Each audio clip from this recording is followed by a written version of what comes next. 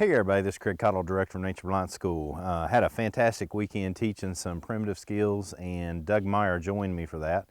And he impressed upon me a lot of good information on rabbit sticks that he had learned from Steve Watts and a few other fellas.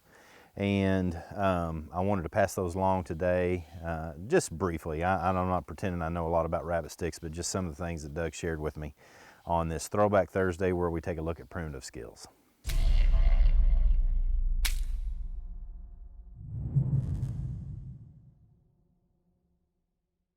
Super simple here, and let me emphasize that again. This is super simple, and if you follow me very much at all, you know how important it is to have simple skills, particularly for survival. Under stress, it's very difficult to recall a lot of information, and for just saying this out loud, because I say this a lot in my classes, I don't know if I say it enough in video. I don't want to give the impression I'm negative on other schools, okay? But if you're following somebody and your survival instructor likes to blabber on and talk a whole lot about pieces and parts, then you're simply not going to remember those things under stress. The average ordinary person cannot do that. There's a lot of psychology that goes into doing that, and I'm just not a big fan of it. So with that said, that's why I like something as simple as a rabbit stick.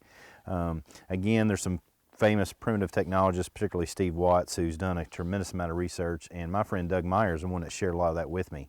But basically, take a stick around, I don't know, 16 inches long or something of that nature, and basically we want to try to make this a little bit more comfortable in our hand and a little bit more, not necessarily aerodynamic, but very physically comfortable in the hand such that it swings well and particularly it throws well. And so I'm going to do that on camera for you today, and then we'll talk about how to employ this as a means of survival.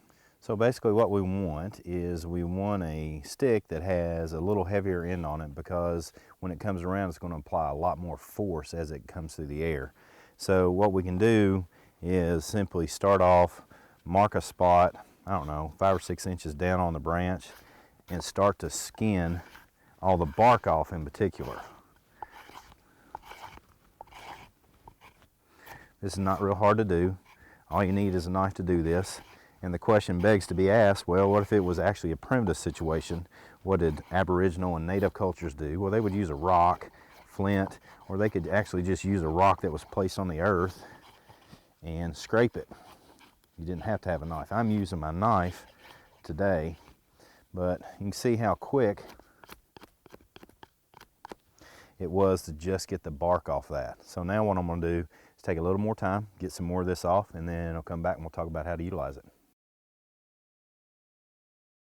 So once you take a fair amount of the surface area away from this end, basically what you want to do is make it a little bit more rounded on this end. You can actually take this all the way to a point. One of the rabbit sticks that Doug showed me this weekend was one of Hawaiian origin, and it was pointed on this end and had a large point on this end, and what he told me that they would utilize it for is tactical combat in canoes, and so they would throw it hoping to hit somebody in the head with either end of it. So it's kind of interesting. But once you have a little bit of rounded edge on that end and you've got this in a good usable form here, you have yourself a rabbit stick. So let's talk about how to use it now. So again, here we have the rabbit stick, and this end is weighted so that when I throw it, it's going to provide a weighted end to make it spin a lot faster. Okay. Now here's one of the things that we do in classes, because we've been throwing rabbit sticks in classes for years now. But a lot of people want to take this weapon and throw it like this, thinking it's much like a tomahawk and it's going to spin and it's going to hit. But basically what you do when you utilize it in that fashion is you take a wide swath of area that you're trying to hit your target with, and you dwindle it down to just this thickness here. Okay. So what you want to do is you want to throw it basically underhand like that. So when it spins through the air, it's taking up a swath of area this far. Okay. Now I've employed this to kill, particularly one time in a class, we had quail that we were going to process for an advanced survival class, and I had one of these sticks, and my son was doing something with the quail, and just in preparation in case he lost one, and he lost it, and I threw it and got the quail so that we didn't lose that one. I've also utilized it to kill several birds, and here's where I got the idea to do it, is Regulator 5 on the forums at Dan's Depot. he's been on me for quite a while now to get nets and put them in my survival kit, and I was like, well, you got to teach me how to utilize these things, man. So he told me several suggestions. One of the things I did is I would take a net, put it on the other side of a bush where I knew birds were, like in this area back here behind me, and then I would station myself on the other side of the net. And so when the birds came in the bush, I could walk up to them and throw the stick, and the birds can't leave on the other side of the bush, because that's what their flight mechanism is, their fight or flight. They'll leave, go out the other side of the bush, and they couldn't because the net was there.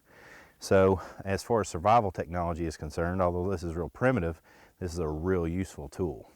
So with all that said, don't kid yourself. This should be utilized for weapons that are small, squirrels, rabbits, birds in particular. Squirrels, I'm gonna tell you right now, are pretty hardy animals, and so hitting them one time with a stick like this, you're gonna have to hit them directly on the head. Rabbits are a little bit more tender of an animal, so you can hit them fairly easy with a stick like this. And birds are pretty susceptible to this. Not maybe your larger birds like a turkey or something. Unless you hit them directly on the head, is this stick gonna be a viable survival tool.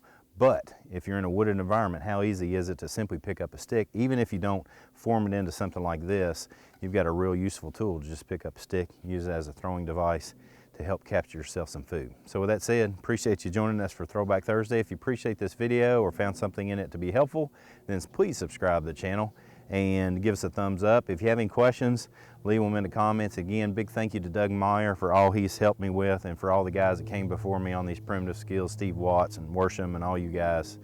We really appreciate you and everything you've done to put these skills out there. So come on, join in. Let's learn together.